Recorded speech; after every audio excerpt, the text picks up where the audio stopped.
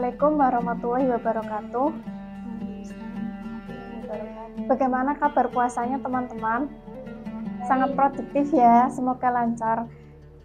Di sini kita dari UKM Mada mengadakan suatu podcast yang namanya podcast Kurma, kuliah ringkas menjelang buka bersama.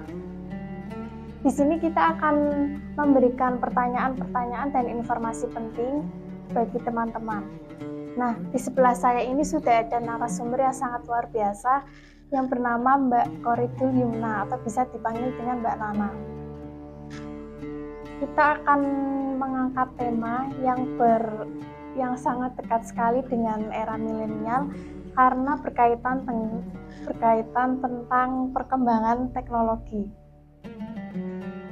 Menurut Mbak Nana sendiri itu kan sekarang ada kita itu kalau membaca Al-Quran itu sudah praktis ya, bisa di mana-mana tanpa membawa Al-Quran, tanpa membawa mushafnya sendiri, yaitu di aplikasi HP.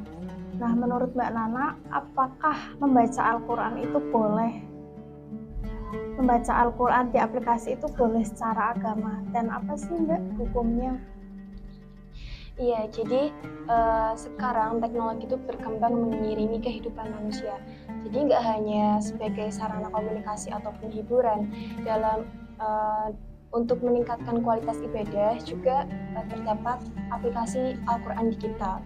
Beberapa ulama berpendapat berbeda, namun sebagian ulama memperbolehkan karena aplikasi digital ini mempermudahkan para remaja-remaja maupun orang-orang lainnya untuk mendalami, membaca, menafsirkan Al-Quran, membaca maknanya, walaupun tanpa membawa mushaf tersebut. Terima kasih Mbak, jawabannya sangat bagus. Kemudian selain itu kan tadi ada aplikasi Al-Quran di dalam HP. Selain itu masih adakah teknologi yang bisa mendukung kita untuk beribadah? Tentunya sangat banyak teknologi yang mendukung kita dalam meningkatkan kualitas ibadah. Contoh yang sederhana yang banyak dijumpai yaitu kajian online yang bisa ditemukan di YouTube maupun diskusi online tentang kajian-kajian ibadah lainnya yang biasanya digelar dalam platform Zoom maupun Google Meet. Nah, kajian ini tentu bisa menambah wawasan para remaja terkait pengetahuan keagamaan yang mereka belum ketahui, karena dengan kajian online ini para remaja bisa menyesuaikan kebutuhan tema seperti apa yang ingin mereka dalami. Tadi mengenai platform, apalagi ini kan bulan Ramadan ya Mbak, kita disuruh untuk lebih banyak beramal, yang tadinya tidak sedekah kita lebih banyak sedekah, terus lebih banyak berzakat ya, apalagi nanti kan ada zakat fitrah ya. Mbak Nana itu tahu nggak ada platform yang apakah ada platform yang bisa untuk zakat atau bersedekah dalam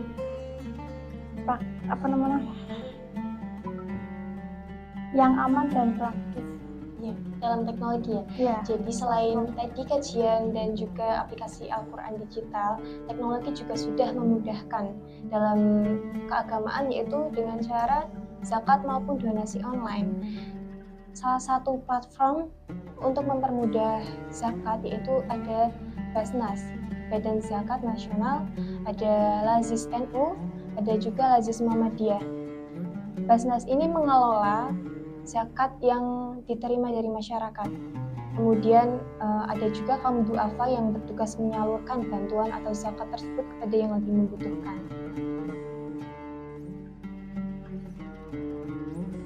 Berarti sekarang itu serba online ya Mbak ya? Iya. Nah, saya mau minta pendapat Mbak Nana.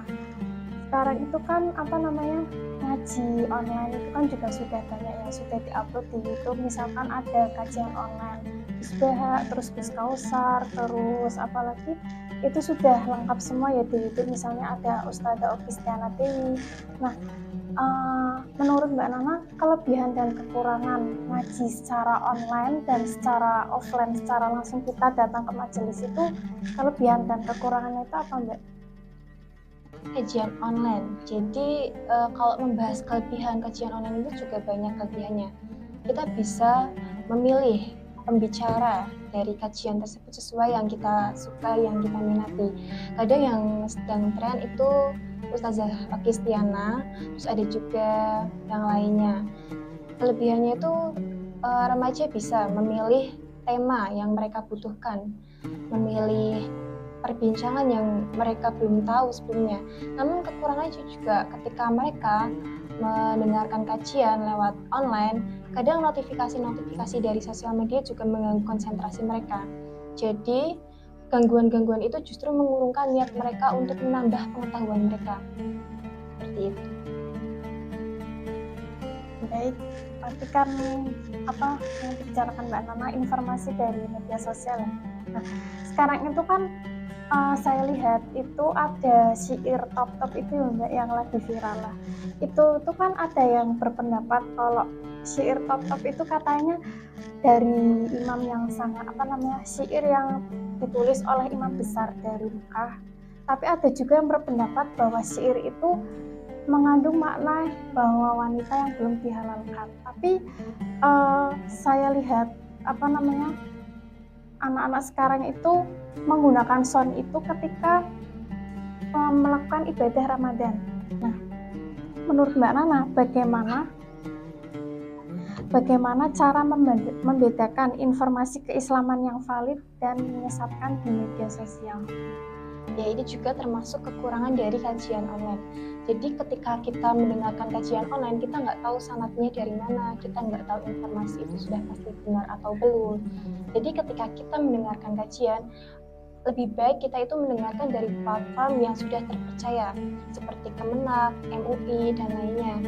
Ketika kita menjumpai berita yang kita baca dan terdengar sumbernya itu seperti asing di telinga kita, tidak familiar, itu kita bisa membandingkan informasi yang sama namun dengan sumber yang berbeda.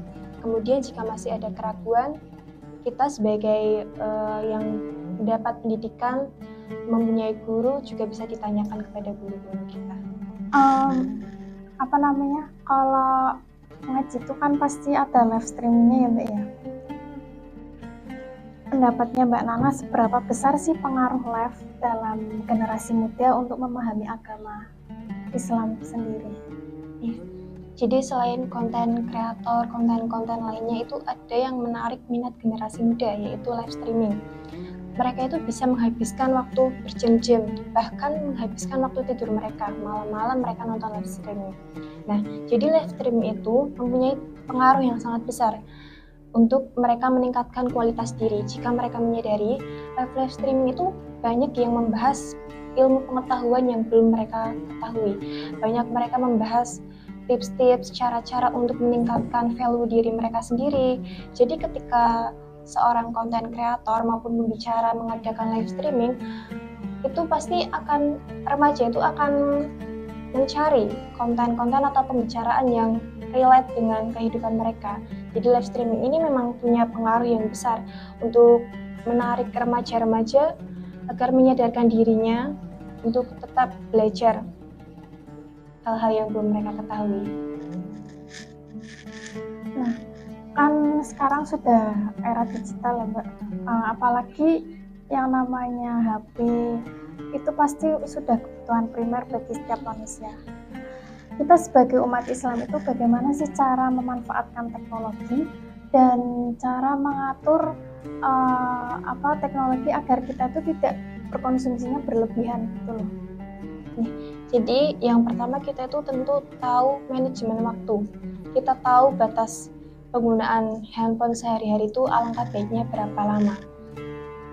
Tanpa mereka sadari juga ada manfaat dari ponsel itu sendiri.